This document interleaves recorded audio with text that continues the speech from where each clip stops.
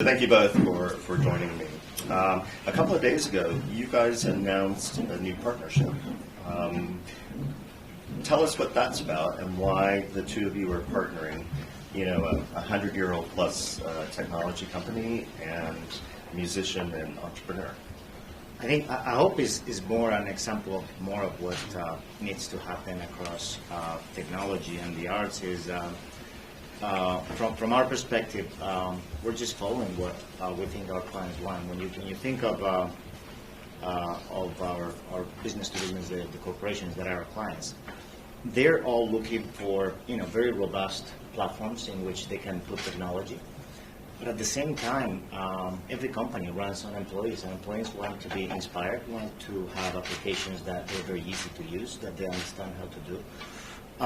So what we're doing with Will's company, I.am Plus, and IBM is bringing these two things together seamlessly.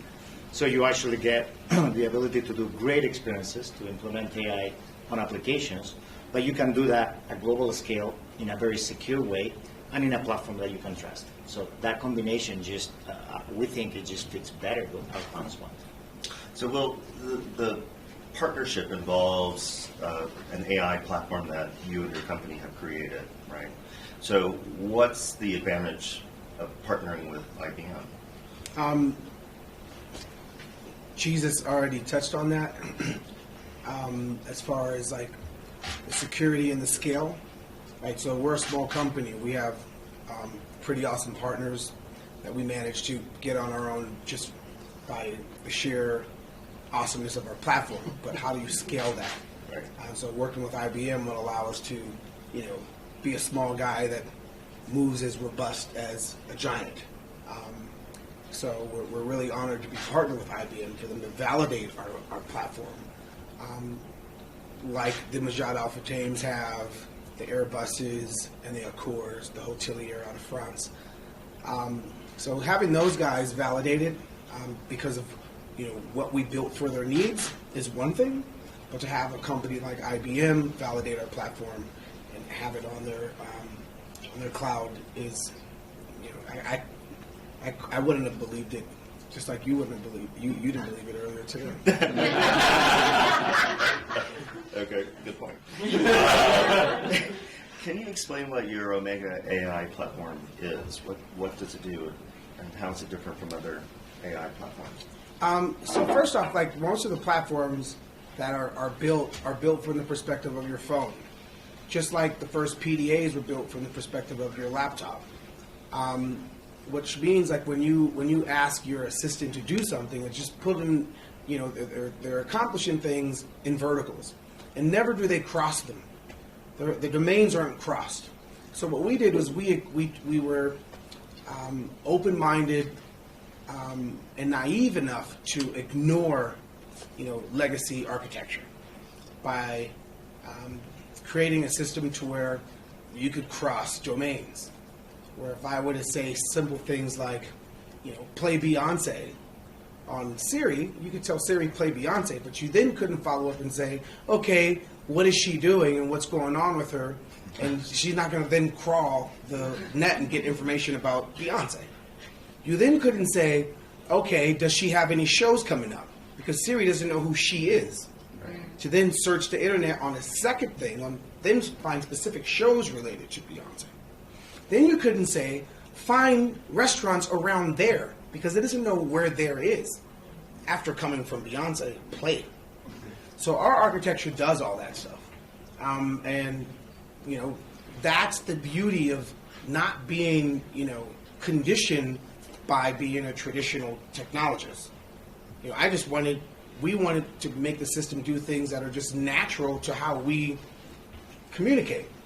And the problem that we are going to have with these voice systems are, when you're searching the internet speaking, it's not going to be the same experience from searching the internet with swiping.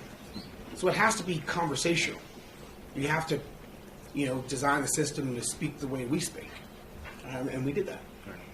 Hey, Jesus, you and I were talking briefly before this, and you mentioned something that I thought was interesting, which is I was asking about the partnership, and you said we need to bring in creative people in the creative arts in order to imagine and create the experiences that consumers want. Right.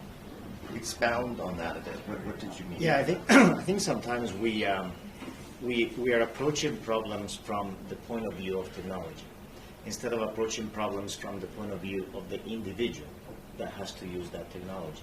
And we do that in many different aspects. We do that whether we're talking about regulation. We get very obsessed about regulating technology instead of actually focusing on regulating what are you using the technology for, which is a better conversation. And from my perspective, I think this is the potential of actually kind of being right brain and left brain, using the art and the science and putting it together, is really having very robust technology with very well-trained algorithms, which is necessary but not sufficient. You have to combine that with human-centered experiences, whether it is what Will did, which is start from the point of view of the conversation, how a person wants to talk, or from any other point of view, the point of view of how you want to relate to a panel or an application or any other way. That has actually, it may seem like an inspirational goal, but it has real measurable economic benefits. First one is when you actually design an application from a natural human-centered standpoint, the adoption is very simple because it's intuitive and natural. So you don't need to, I remember when I was in university, you had to read these big manuals, and the goal was, well, how do we make the manual smaller? The actual better point of view is like, well, why do you ever need a manual? If you actually design an application that is so intuitive, it's not reducing the pages of the manual, but eliminating the manual altogether.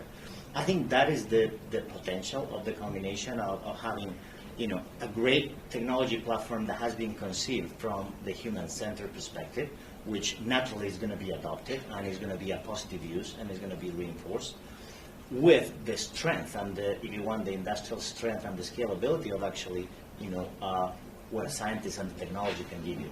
That combination, in my view, in the next 3 to 5 years, in many problems, whether you're talking about climate, whether you're talking about sustainability, this combination will produce a better answer than technology alone or adoption alone. Well, you've been working on and thinking about AI issues for some time now.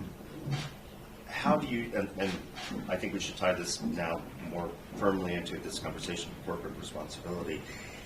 How have you worked to ensure that the AI products that you're developing don't replicate biases, don't create ethical issues in terms of data privacy, for example? How have you thought about those issues in doing the work that your company has been doing?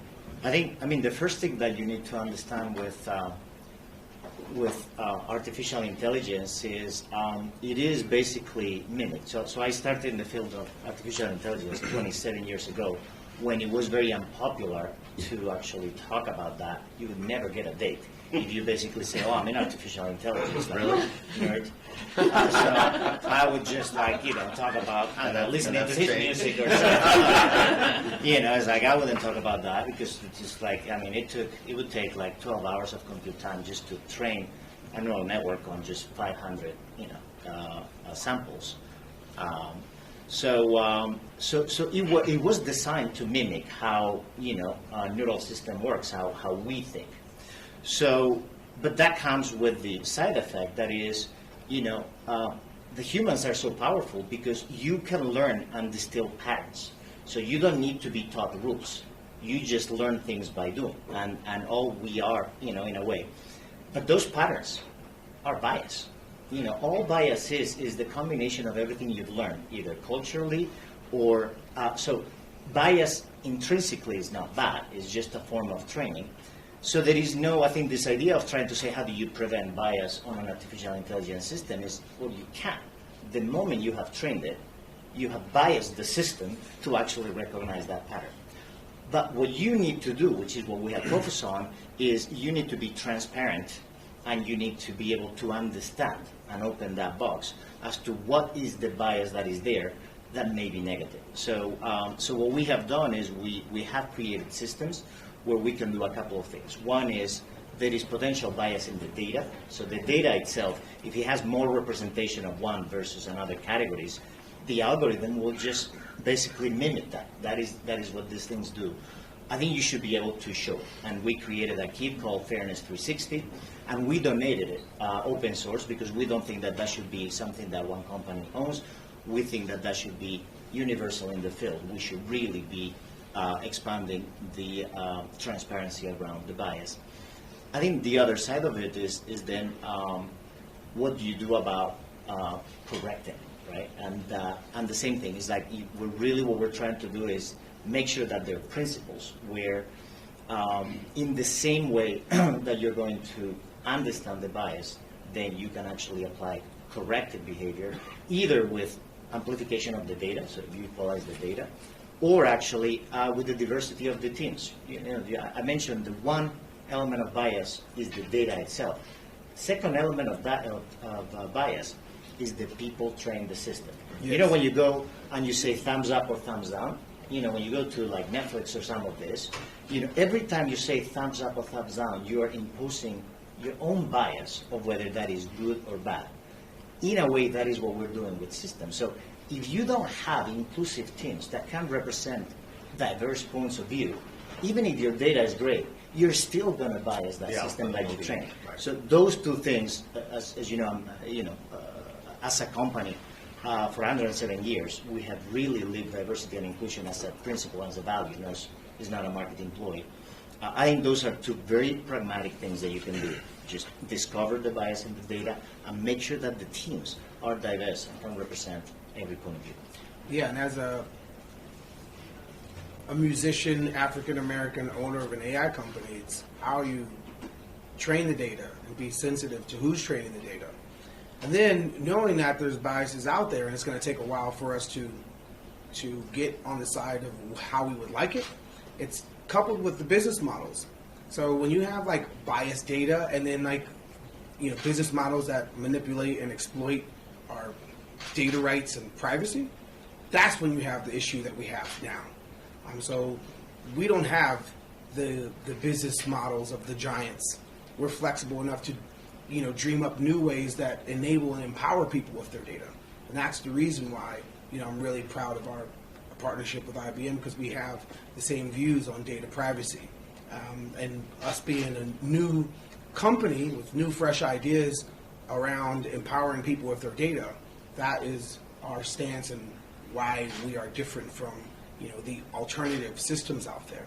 Right? There is no neutral, being in Switzerland, there's no neutral Switzerland system for folks. If you're a brick and mortar and you're trying to fight, the new retail beast, what do you do?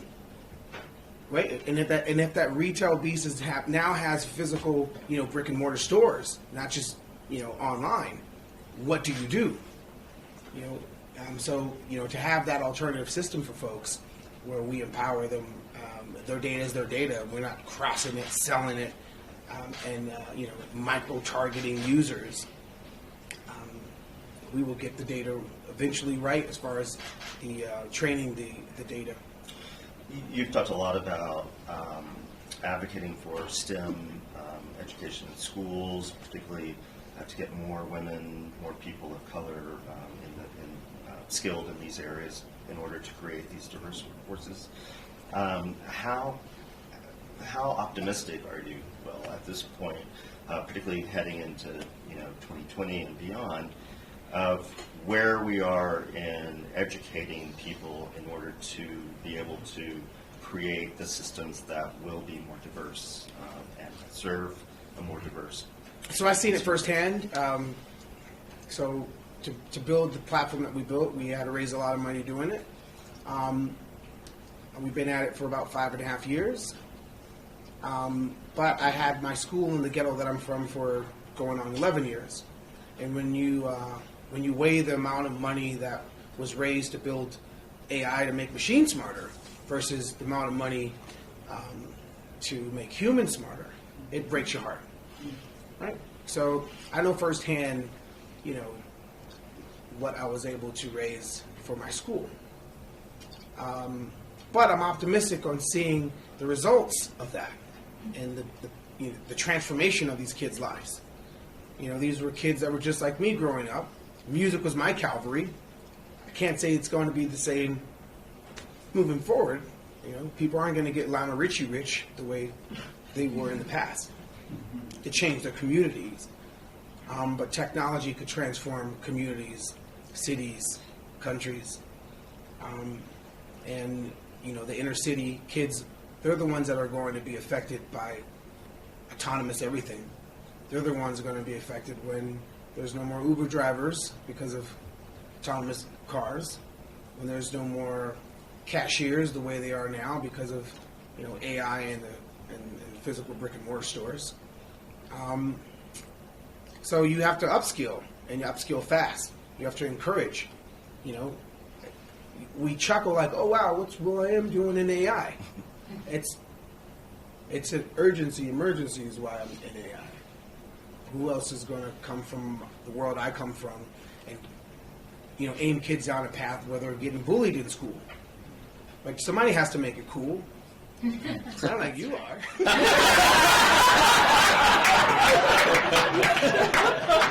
I think he was talking to you. No, it's an emergency. This is a human, for these folks that are in the intersection that are going to get hit the hardest. You got to inspire these kids fast. We need everybody. Everybody has to step up and wave the flag on the dangers, but also the opportunities that AI will bring to society. Somebody has to wave the flag and say, "Hey, regulate me." Right? I know we're building stuff and we have to be self-regulated because there are none. That these are things that we all need to be concerned of. Right. Are you waving the flag saying regulate me? In a very precise way, absolutely. I think we believe that one thing is like regulation for regulation's sake across the board can actually have a backfiring effect, right? So kind of like banning technology is probably not the answer. But that's an extremist point of view. Correct. We're talking about just basic human rights. Right. I think this idea of what we call it precision regulation, which is don't focus as much on the technology, but regulate the use of it, and protect civil liberties. I mean, the same technology that can make us safer, the same technology that can improve the number of years that humans will live healthy, that same technology can also be used to intrude on privacy. Is the use of the technology, it's not the technology itself. So facial recognition gets a lot of debate on that, and that's the point. Is I think we have to be very specific. I think it's if you go to a doctor and your feet hurt, they don't cut you the entire leg just in case, right? It's like they give you something specifically for that. So we actually call for precision regulation. We believe that the best way to do that is collaboration between public and private institutions. And yeah, I think with the other point of view is I think it's different when you're talking about, for example, things like sharing data between two sophisticated businesses, or when you're talking about consumer data, where that exchange is asymmetric, right? So yeah, I think we're waving a very precise flag and thoughtfully really address those points. I think is prudent. Right. Yeah, and if you think about certain things that we overlooked and we don't think about, but if you could imagine the possibilities of unlocking your phone with your face, also means that you can block information from getting to your face. You could only aim lies at your face with facial recognition, and there are no parameters that keep that from happening right now. So these are the kind of things that, when I say basic human rights and regulations, that should be illegal, right? So if I was a radio station and I broadcasted lies, I could get in trouble for that. Why aren't the platforms held accountable for KISS FM? Right, so we could laugh and chuckle about what is a technologist doing, a musician doing in technology, which is pointing out that little thing there. right? If Kiss FM reported lies, they are going to get, hammered. But it's okay to broadcast lies and publish lies on Facebook? And no one's held accountable? Yeah, that whole issue of lies in public discourse is an important one. I know, but why though? Shouldn't it be simple? Shouldn't this be solved by now? Like, I don't get it. Yeah. That's the greatest shit, right? I think you're not alone in not understanding why that is a fix. So, anyway, that's a great place to stop. I